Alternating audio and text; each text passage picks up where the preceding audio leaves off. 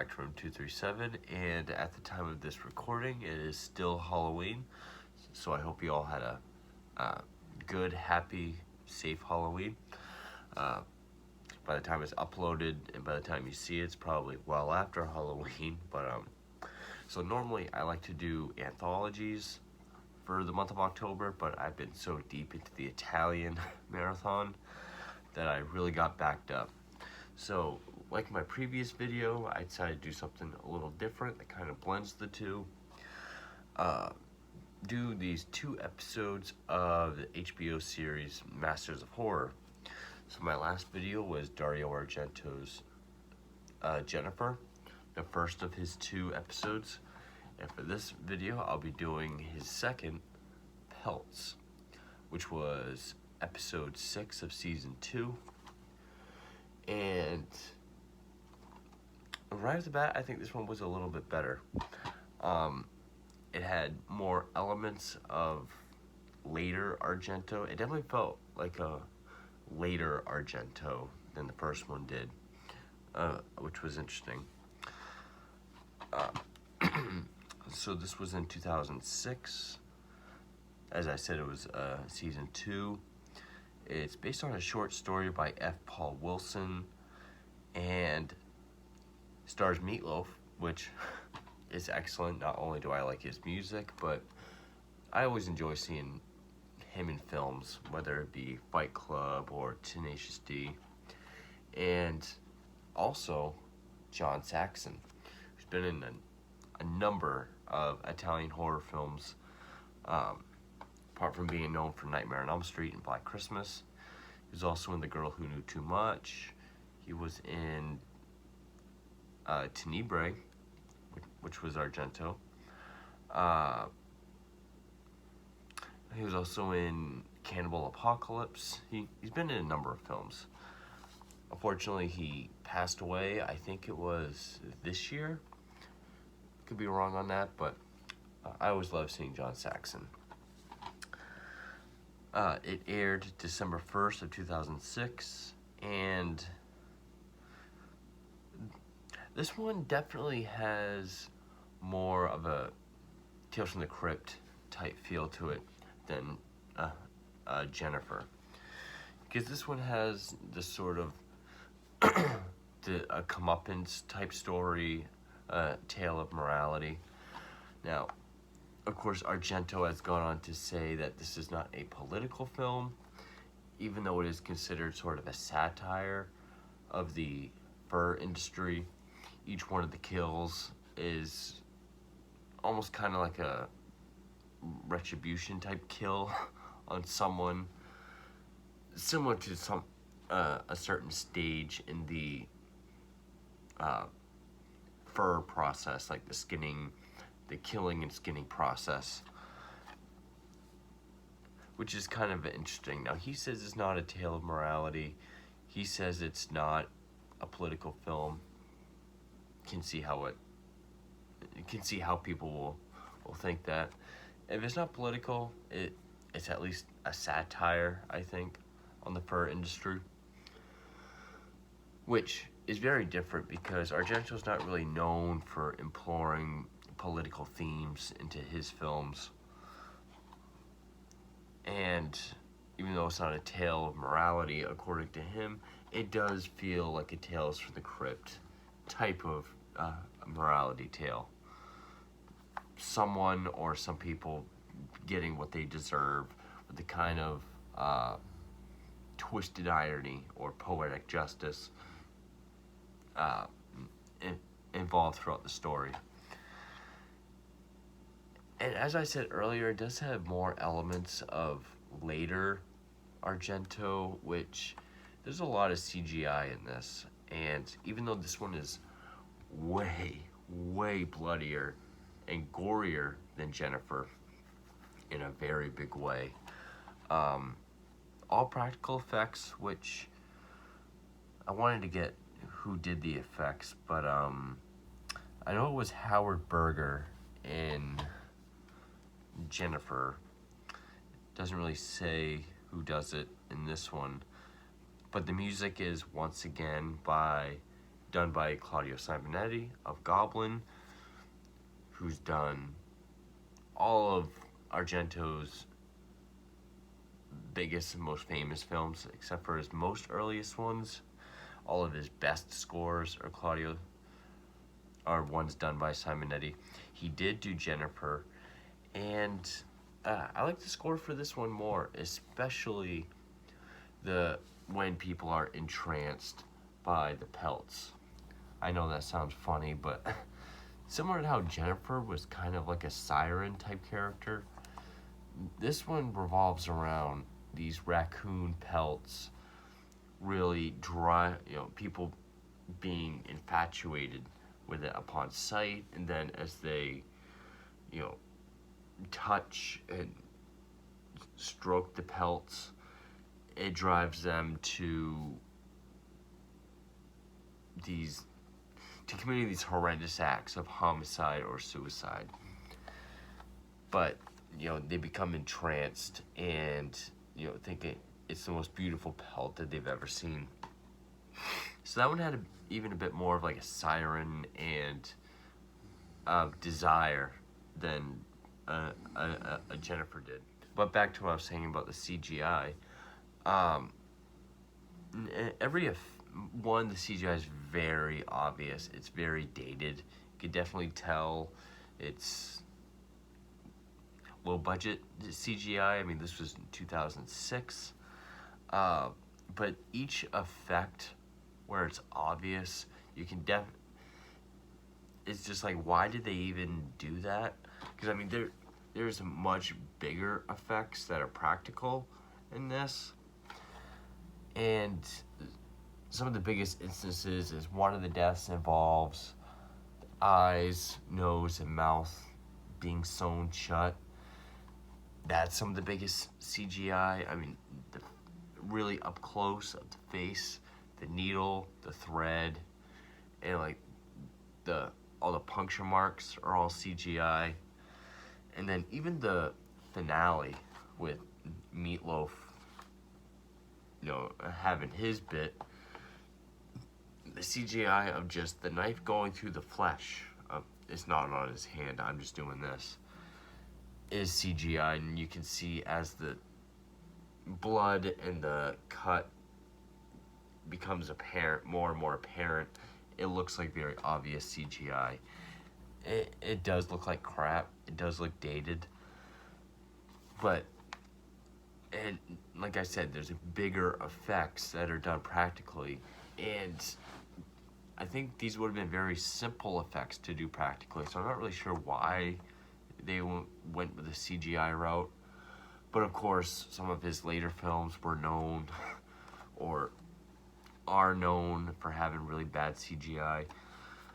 So in that regard, I will say this one is closer to his newer films or more recent films than, say, Jennifer. I'll say this is more akin to his older films. But yeah, I definitely like the score when it shows people sort of falling under the Pelts spell, like after they've been touching it, and as they're getting ready to commit their horrendous act. At first I thought this was going to be like a Needful Things type of story, because I thought it was, what I got from reading the back was people are going to see these pelts, buy one, then as they put it on, they go out and commit these acts. When in reality, there's only one fur coat, but it works for the context of the film. Oh, what else is CGI is when we see the pelts, it looks like some of the fur is kind of blowing in the wind or moving on its own.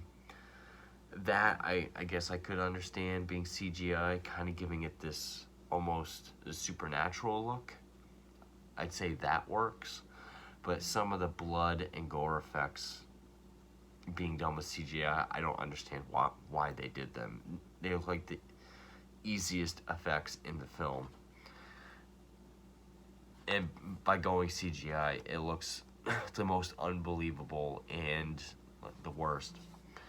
So Meatloaf plays this guy named Jake. He's a fur dealer, and he's kind of, he's playing it like this over-the-top sleazy businessman, and he's madly in love with this stripper named, what was her name, Shauna?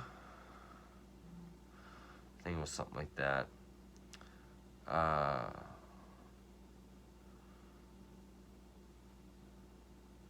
Shauna. But she's not interested at all. We see him making, in like one of the back rooms with the private dance. He makes one of his propositions, and she wants nothing to do with him. So then he thinks, he gets this idea, if he gets this wonderful fur coat for her, or has one made, one, give it to her as a gift, and two, possibly get her to model it, this great prestigious modeling job to help her get out of stripping, maybe she'll give him a chance. But even that sounds a bit more nice than how he actually is as a character. But so one of his suppliers is a guy named Jeb, played by John Saxon, and we see him taking his his son out to check his traps, and they each have one of these raccoons. And yeah, even though it's not real, it's still pretty cruel. I mean, and I think it's supposed to be that way because you're not supposed to like these characters. But like and also it fits with the satire of the fur industry and to make these people seem more deserving of it. Because they have like these little tiny raccoon-sized bear traps. And he says, when you catch them, the best thing to do is to crush their windpipe with your boot. And then if they survive, kill them with a bat. So he does that. They start checking their traps. They find one trap with just one foot in it. And he says, you must really want to live to do that. I thought, foreshadowing. I bet someone's going to have to rip their arm off somehow. So then later at the house, they're curing the pelts. I'm not sure what it's called. They're processing the pelts. And John Saxon goes to bed. And that's when his son has this scene where the pelts are hanging up. You have that great part of the score. He's touching him against his face. He's rubbing them. And when these people are in trance, they seem like they're in bliss. So he just like they're in a trance. So he grabs the bat, goes up to John Saxon's room, and bludgeons him. And this is a vicious kill. I mean, we see the head cave in. We get the sound of the tinging metal. Very vicious kill. And then he goes downstairs, and I don't think we see it here. I think we see it later, where he's completely faceless because he stuck his face in one of the raccoon traps and it cut it off. Which actually, we see him like that when Meatloaf and one of his assistants go to pick up all the pelts. Which, that's the thing.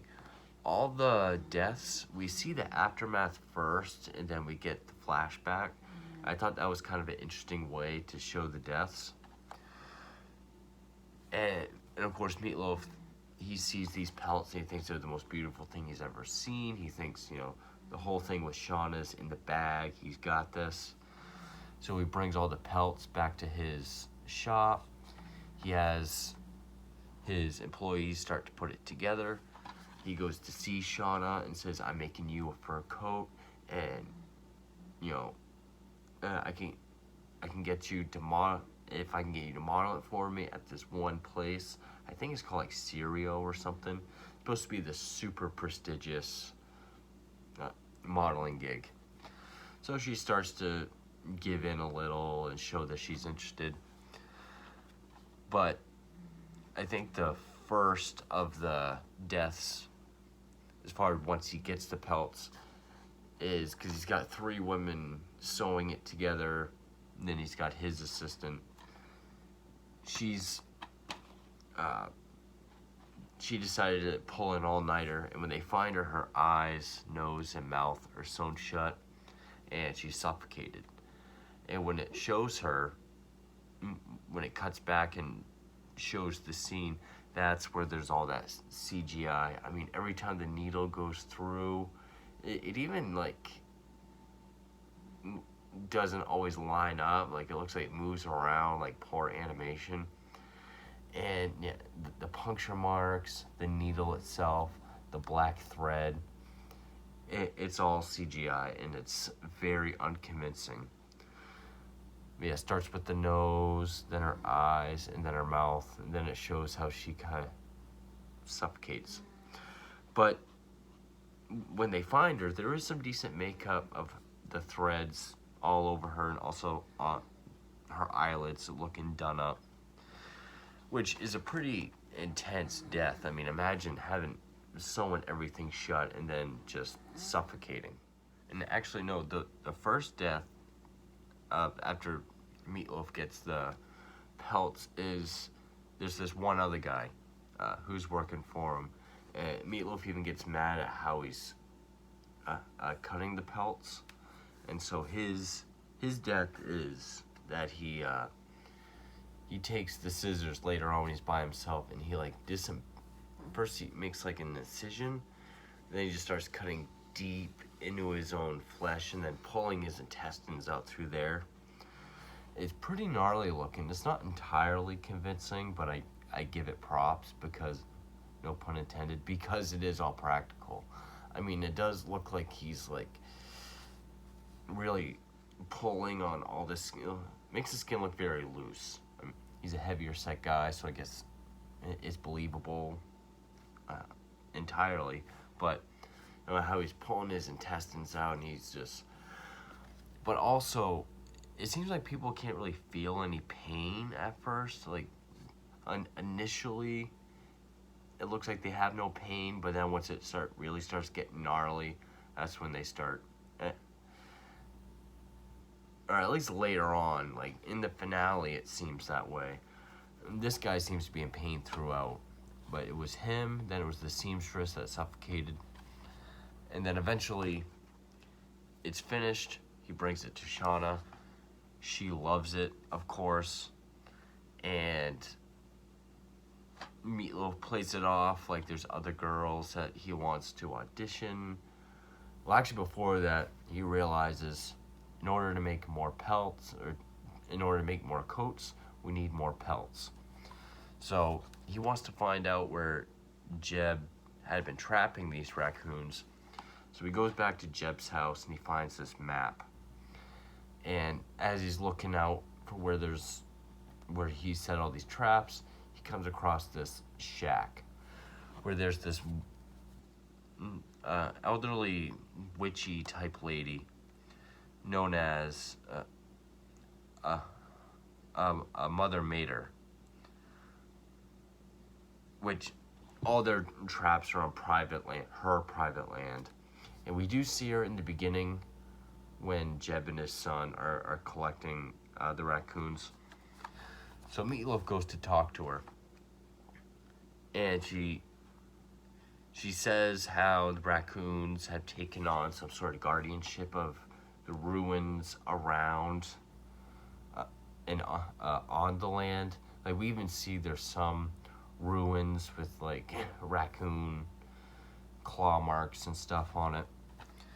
And as she's telling the story, we see all these raccoons looking through her window, and she's kind of the protector of them, and that's why she's, trying to keep people off her land. And she thinks he's responsible for why they've been trapped and killed, so she chases him off. And I think that's when he comes back and finds out that the seamstress has committed suicide. And I can't remember exactly the placement of all the scenes, but eventually when it's finished, he brings it to Shauna, and he says, well, we have other girls we want to audition, so I'm not really sure how it's gonna go with you just yet, but he does say she can have it that she can just keep it because he made it for her. So then she decides to entice him in giving her the role by having sex with him, which of course, because of the position, doggy style, she's wearing it. So of course he's like laying on top of her and he can feel the pelt all over him. So when he gets up, he looks like he's and he says, I need to use the bathroom and I need something sharp.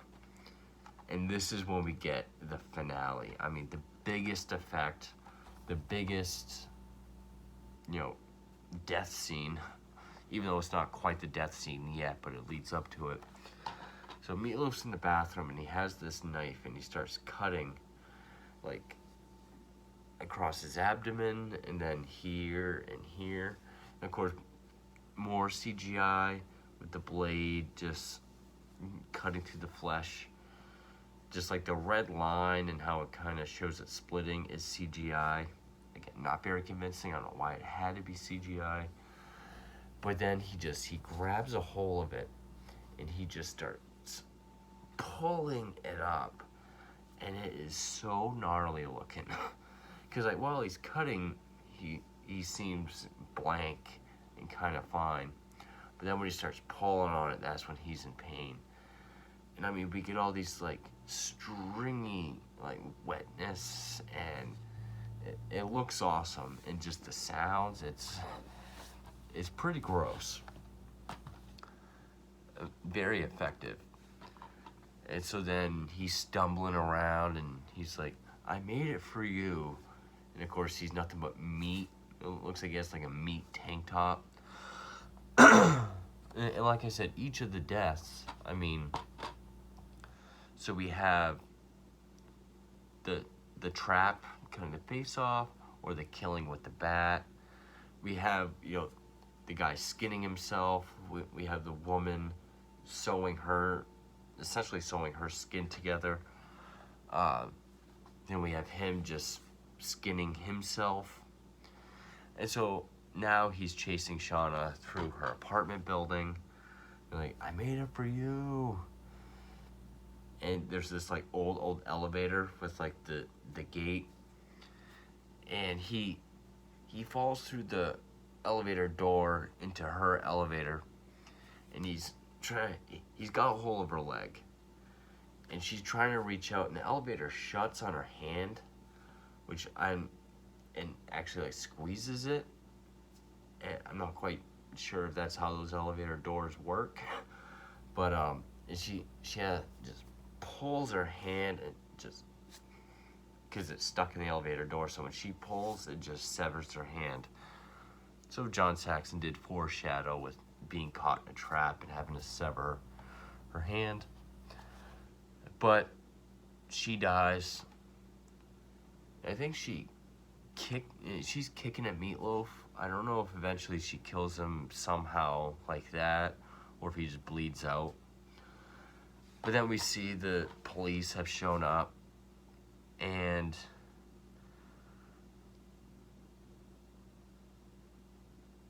they step in the blood, and then it ends with them walking off, and there's a bloody footprint. So yeah, definitely more of a Tales from the Crypt type of story than, say, Jennifer. I mean, this greedy, selfish fur dealer getting the most beautiful, amazing pelts ever. Of course, for his own borderline selfish reasons, to get this woman to like him. But the pelts have this power that just draws people in, and then upon touching it, they have this desire to commit homicide or suicide. And all the deaths are sort of based on a stage of the pelt process. So it does have that satire.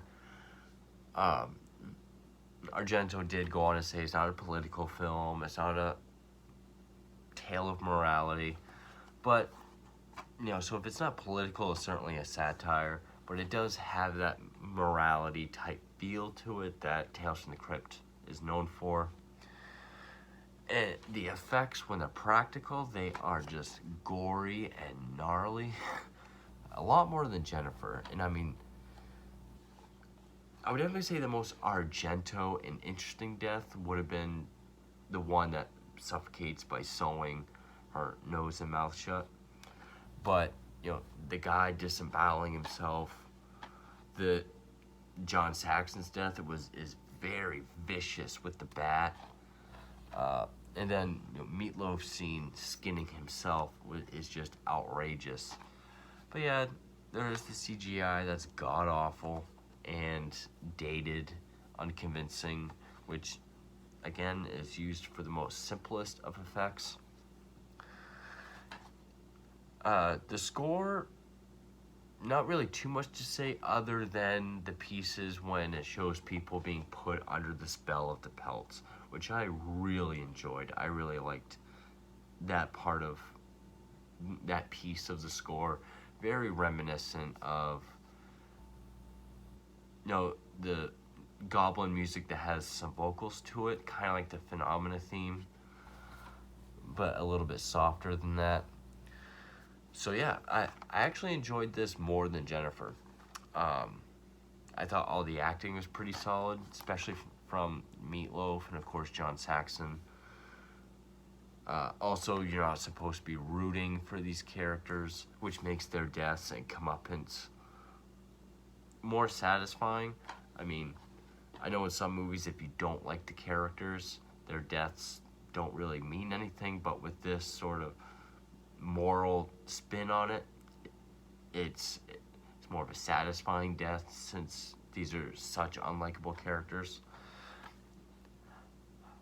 I would say Meatloaf's assistant is the only one that you can really root for because he's the one that does seem torn and can tell something's wrong with this.